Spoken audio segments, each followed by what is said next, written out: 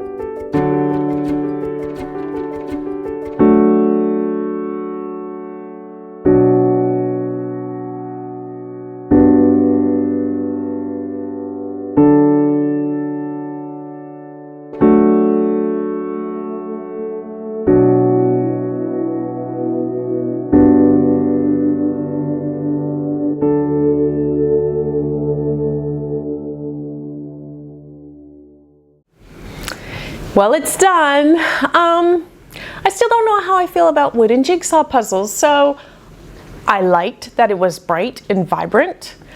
I definitely needed to use the frame with the solution key on the background to assemble it, and that was due to the complexity of the pattern image and the cuts.